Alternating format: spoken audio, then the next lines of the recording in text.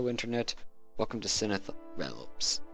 This is the first official video for the entire channel and the community as a whole, and so we're going to jump into the first series right away, which will be our lore series for the world of Synith. You may be asking, what is the world of Synith? The world of Synith is the location in which our fictional world takes place. Synith is the world as a whole in this fictional universe, but Synith itself is also the name of the continent on which, specifically, our Minecraft server, some of the books and other lore takes place within this world. So for this first video, I'm going to lay out the basic lore of an overarching view of the entirety of the world, and then in the future we'll break it down into other videos detailing, individual nations, wars, battles, races, things like that. So let's jump right into this, and by now you should be seeing a rudimentary map of Synith in the background. Synith is largely inspired by Lord of the Rings and Warhammer, those two in particular. Being a medieval fantasy era world, it has a lot of elements of both in place. Multiple, the traditional medieval races, not medieval races, the traditional fantasy races, magic, that's with a J and a K, by the way, sort of unhuman powers, things like that. So, first off, the map you see is of the more or less northwest quadrant of the continent of Synith, which is about the size of Europe. It's about 1.1 million square kilometers. So it's about the size of Europe, a little bit smaller, I think. We'll jump right into the brief overview of all the races, some of which have been deceased. There are 6 main races in this world. There were other races, but most of them have died out at this point in time. The 6 main races are the Necroti, the Elohai, and the Demiri, humans, Gothics, and Wraiths. Starting from the beginning with the Necroti. The Necroti were effectively the idealized human. They were perfect in every way. They didn't need food, they did not need water, they did not need sleep. They lived about as long as your traditional elves, several hundreds, if not several thousand years, and were basically invincible. Their bones were as tough as steel, their skin was like carbon fiber, they could not catch diseases, they never got sick, they were almost impossible to hurt or kill. Basically an immortal but mortal being. And they had a vast empire spanning the majority of the continent, including the area of which you cannot see. The whole of Synith is about the size of Africa. So what you're seeing is a small chunk of the world. They had an empire spanning most of this. The Elohai are the equivalent of elves in this world. They lived in the north, and like most traditional elves, they were very heavily magically inclined. They had a lot of magical skills, magical prowess. A lot of their technology and society revolved around this magic. And where most magic falls into separate categories, their magic falls into the category what could be considered light magic. Light as in bright, not light as in, oh, this is easy. And what we would consider to be light magic are things like casting fireballs, turning, water into some other liquid, say wine, pulling a rabbit out of a hat, if you actually could do that without smoke and mirrors. Things like that. Things that if a normal human would say would be like, whoa, that's pretty cool. That's something a magician could do. Or something that borderlines on a miracle, being able to touch someone and magically cure them of a disease, turning water into wine. Miracles, things of biblical sort of level. The Demiri are the equivalent of this world's dwarves. And while they do have the untraditional dwarf quantity of being slightly magically inclined, their level of magic is about 0.01% of their entire race. So while they do have mages and magically inclined persons, they are extremely rare and basically don't exist. Additional deviation from the traditional trope of the dwarves is because of the unnatural crust of the world of Synith, which is unnaturally tough. Dwarves cannot mine as deep as normal dwarves do. So the Miri, as such, don't dig as deep as they do, and instead they build up inside of mountains. They do actually wander onto the surface, but they don't typically wander too far from their homelands. They're very xenophobic race and culture. They stick to their homes. They don't like to travel much. They are also the basically inventors, the techies of the world. This is going back several thousand years to when they still existed. Both they and the Alohai have died out since then. They are basically the equivalent of like what the 19th century human is, crazed on invention, or the Renaissance, crazed on invention and design and discovering new things. They effectively discovered flight, rudimentary flight, gliders, really simple flying techniques, millennia before modern day flight came about. And they resided largely in the Illyrian Mountains and in the Rough Rock Highlands. And because I forgot to mention it, the Elohai pretty much lived everywhere that the humans did not, where the Necroti did not.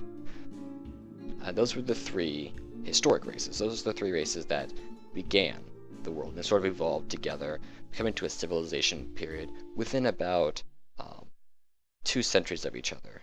Over the course of about that 200-year span, all three races reached civilization status, building cities, settling down, establishing agriculture, things like that. Fast forwarding a little bit of time, so none of these races really get along at all. They all hate each other. There's some basic commerce between them, some basic diplomacy, but for the most part they all hate each other. So inevitably, war happens all the time. The Elohai and the Dimiri are frequently at war with the Necroti, frequently also being at war with them. The Necroti, however, have the ability to stay out of it because the Dimiri and the Elohai are closer together than the Necroti, so it's easier for them to summon an army than it is for the Necroti, since the Necroti have to pull from such large areas of the world. Now, the Necroti have very little magical inkling at this point in time, virtually none. But they do begin developing magic over the course of about 1.5 thousand years, so 1500 years. And they delve into what we would consider to be dark magic, necromancy, alchemy, witchcraft, things like that, things that involve magic that is directly intended to kill, directly intended to cause harm, directly intended to cause unnatural things that you would see that and you'd be like, oh shit, this is the work of the devil, things like that. Because while they're tough and basically invincible, they're not incredibly high number. While they have a vast empire, it's a very sparse empire. There's not a lot of them alive. The Elohai and the Dimiri vastly outnumber them. So they begin going to war with these new magics that they've developed over the past 1500 years with the Elohai and the Dimiri. The Dimiri, being the least magically inclined of the races, is the first to fall. Using basically an army of undead and as auxiliaries to their normal human army, the Necroti are able to drive the Dimiri off of the continent out into the sea. And the part you can't see on this map is there's another small continent, about a little bit larger than, say, Madagascar, as a real-world comparison, along with some smaller islands surrounding it, out in the ocean. The Dimiri, using the rudimentary flight and advanced ships, are able to escape there, where they continue to survive and thrive away from the rest of the world and slowly evolve on their own and develop things like gunpowder, advanced flight like airships, things like that over the next few thousand years. After removing the Dimiri from the continent, the Necroti turn northward and begin killing the Elohai. The Elohai, while they're magically inclined, they're not exactly a very tough race. They're, skin and bone is a regular skin and bone, They don't live as long as elves traditionally do. They only live to be a few hundred years old. The Necroti are far more long-lived than the Elohai. So the Elohai are quickly overrun and systematically exterminated to the point of near extinction. At this point, the Elohai flee as far north as they can to the continent above Synith, which you also can't see on the map, which is Pukunis, and stay there. And the one weakness of the Necroti at this point is extreme cold. They cannot survive extreme cold. So the Necroti sort of cut off there, so the few thousand Elohai that are left have escaped north and are on their own. And about another 2,000 years pass, during the time the Necroti continue to have a population boom and expand, and become far more numerous. Meanwhile, the Demiri have developed things like gunpowder, flight, basic electricity, things like that. But because they're living on basically what's a giant volcano, a series of volcanoes out in the middle of the ocean, there's a constant the sulfur and toxics and gases from the volcanoes are constantly spewing around them.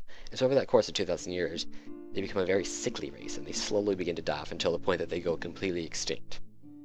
The Elohai similarly slowly go extinct because there's just too few of them. You can't have a successful gene pool with only a few thousand individuals over that long period of time, especially when the gene pools are diluted from having millions upon millions of people in your race. And so they begin devolving, and after a while, they're basically no more than basically they look like Gollum from Lord of the Rings. They're decrepit little wretches that can't do anything.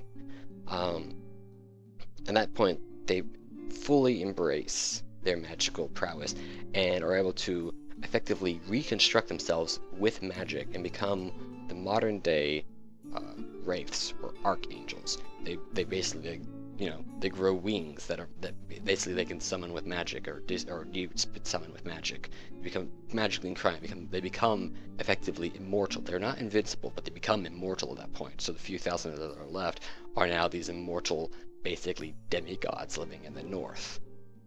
The Necroti, meanwhile, have gone about and made their empire, and with the Elohai's newfound power, they decided it's time to finally exact revenge upon the Necroti. So in a single week, they swoop in from the north and kill about 99.9% of the entire Necroti race. And at this point, the Necroti number about 1 billion. So yeah, they kill a lot of people. There's still a few million left, but they kill pretty much everyone, and they're all dead at this point. The Necroti then splinter off and go in all different directions, other than north, west, east, and south. The west flee to the necropolis and become what are the modern day necromancers, re-evolving into the Necroti-esque. Similar to Necroti, but not quite Necroti-esque. They also require no food, no water. Those are sort of luxury items they don't need.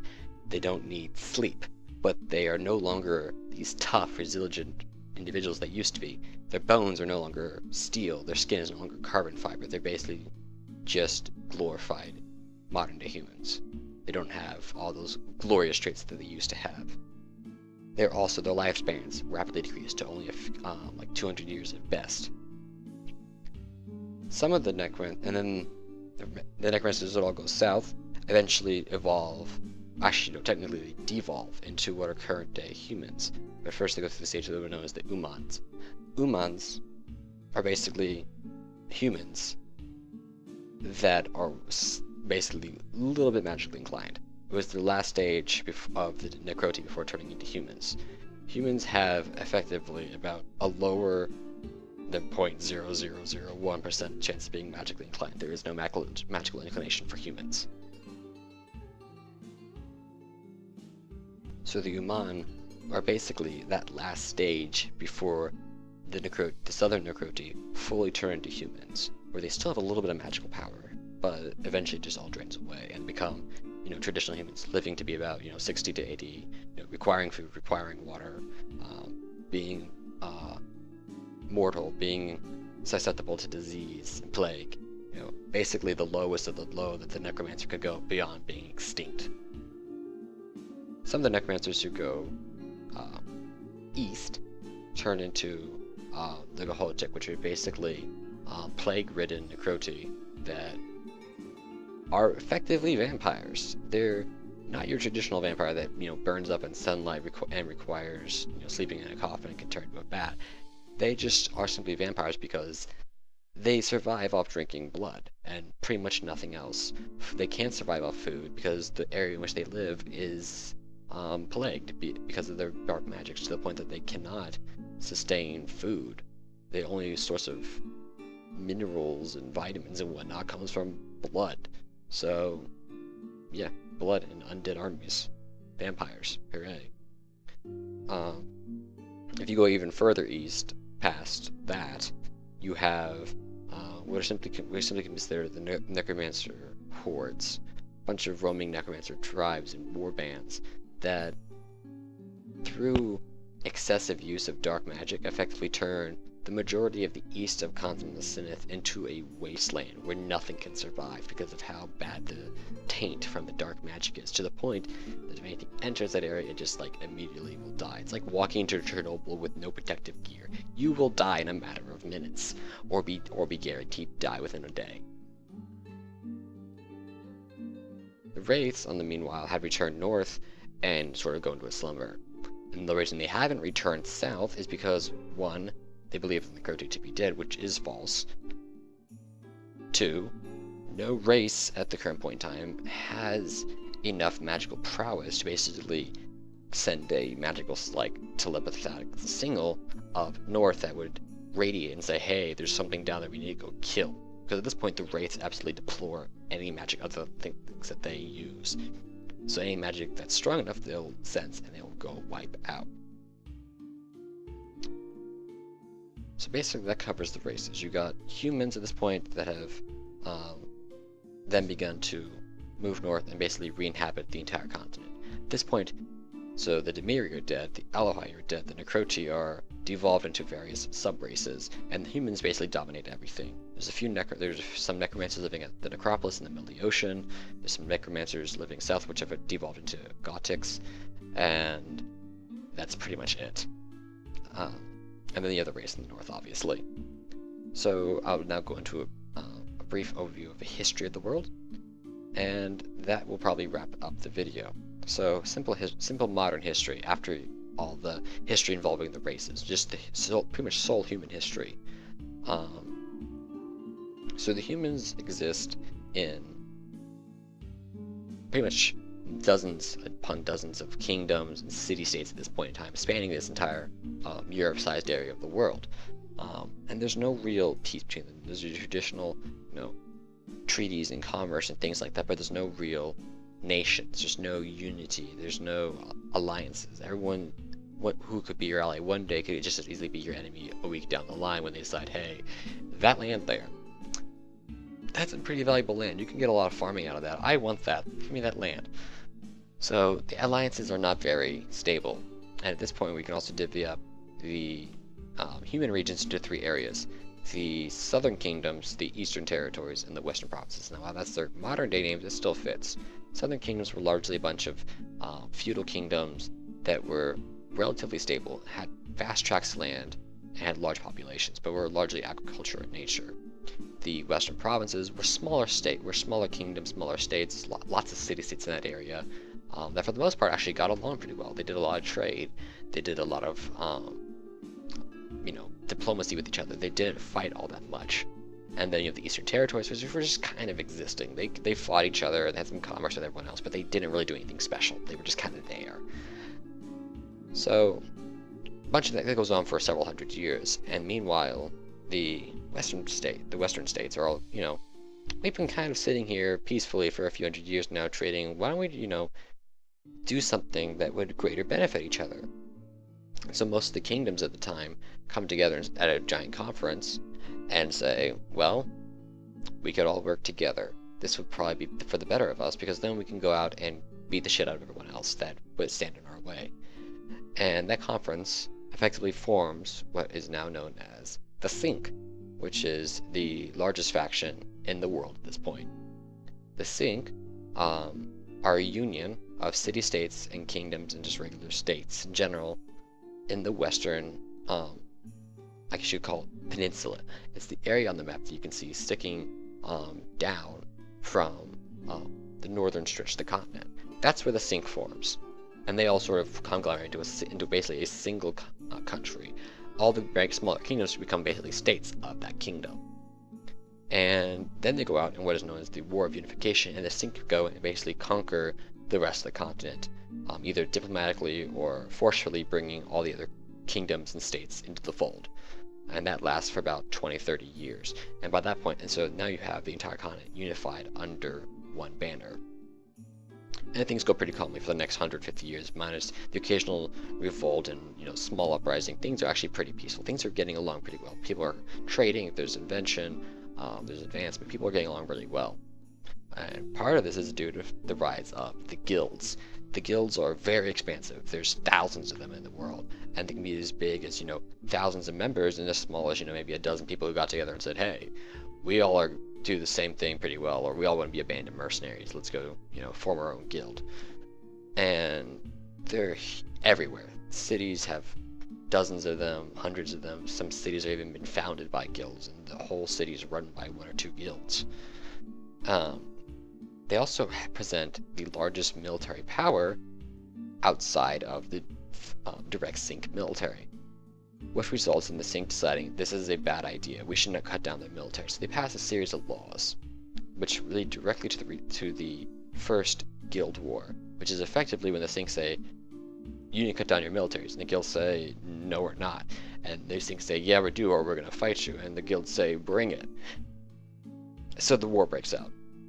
That war lasts for 7 years, in which time the guilds are pretty badly beaten, just because the guilds don't work together. The guilds are effectively very, I can't think of the word for it, but the equivalent of xenophobic towards other guilds. They don't like the other guilds. They think their guild's the best, and occasionally, aside from working with a few other guilds, they don't want to work with anyone. So that war is a terrible disaster, and the biggest guilds, Serenity, the ERA, and the Traders Alliance. Those are the three biggest guilds. They have thousands upon thousands of members. They are effectively forced to break up. The largest guild, Serenity, disbands entirely, and everyone goes their separate ways. The ERA is also split up, but more cleverly split up so they can come back together, and the Traders Alliance is disbanded entirely. And so then we have about a period of about 100 years where the guilds simply don't exist. And then they begin making a small comeback. The ERA puts itself back together. The Traders Alliance begins forming new trade guilds that begin working together. Small guilds begin creeping back into the woodwork. And the Sync says, okay, this is kind of stupid, we need to cut this down. However, this time the guilds are more prepared and are able to launch the offensive first and be able to assassinate and basically take over a bunch of the major cities and locations before the Sync have time to retaliate, which is the Second Guild War, which lasts about 3 years. And the guilds effectively obliterate the Sync military, cut it down to size, and voila, the guilds are back. About this time, the Southern Kingdom of Nim revolts against the Sync and says, hey, we want our independence, screw everyone else, we are the best, we deserve our independence. And they fight most of the southern kingdoms, get a large enough army, and start marching north. Well, the Sync go into full panic mode, because they just lost most of their army in the Second Guild War, and the guilds are pretty tired out, so they don't have a clue what to do. So basically, they managed to convince most people to come together and just, in a full Blitzkrieg-like push, just push south and begin butchering the Nimians after a long, bloodied war. At which point they say, this is going beyond madness. We're killing all the Nims. They're going. We're killing them all. And they drive the Nimians, just like the Dimiri, millennia before, into the sea. And the Nims go west and arrive on the same continent that Dimiri existed on for a few hundred years before dying. And they discover all the they reside there, and they discover all the technology. They discover guns and airships and stuff, but now obviously the Dimiri stuff is far more advanced than anything they've ever seen, so they have to reverse engineer everything they find and then make sense of it. So they'll exist off there for a little while. About another 100 years pass, and the Sync begin falling apart because people are just don't like having this giant conglomerate state for so long, because a lot of their individual powers are being repressed, nobility is being repressed, and they're like, we don't want this anymore. So the Sync begins to crumble. The southern kingdoms especially begin breaking off. The eastern territories are kind of like, we're still just here existing, what do we do? And the west is holding together pretty well. That 100 years pass, and the Nemians return with a massive invasion force that basically will kill everything, because they got guns and airships, while the Sync have spears, swords, and horses. So yeah, very one-sided war. The only downside for the Nemians is that they are very small in number, so they can't really take anything. So that war goes on, and during that war, the guilds sort of have this great idea of who should we side with, and they fight a war over that. So that's the third guild war. At the same time, there's a faction within the western areas of the Synth that say, hey, the leadership here sucks, we need to replace it, and because we can't do it diplomatically, we'll do it by force. So you get the Synth Revolutionary Army that appears and begins fighting the Synth, the Nimians, and the guilds. And so all these people are fighting each other at the same time, and that's where the world picks up today. So that's a brief overview of the history, and I will go into greater detail with that in future videos. The plans for the channel, specifically for lore videos. I'm going to do lore for every nation, lore for the majority of the guilds, and since there's lots and lots of guilds, that's lots and lots of videos. Do lore for each of the wars, lore for major historic events, lore for important people, lore for the races, lore for regions in general. Lots of lore going to come this way because this is a big project. Synith as itself, I should have said this at the beginning, but I'm going to say it now. Synith itself started out as basically a concept I had to create, well, I created for myself for writing a few years ago when I was in high school. I wanted to have a sort of a universe that I could write medieval fantasy in and not be constantly jumping between universes and characters and places. So Synith came to exist, and over the past 4 years or so, it's evolved into what it is today, and it's going to continue to be expanded. And this is my first opportunity to really put out a universe in a format that people can come and explore it through these videos and learn about it and become invested and interested in it. So yeah, hope you all have enjoyed this first video. There'll be more coming soon. I'll have to decide on which like race or history piece I want to do first, but yeah, hope everyone's enjoyed this video, and I've been Svet, and I will see you all in the next video.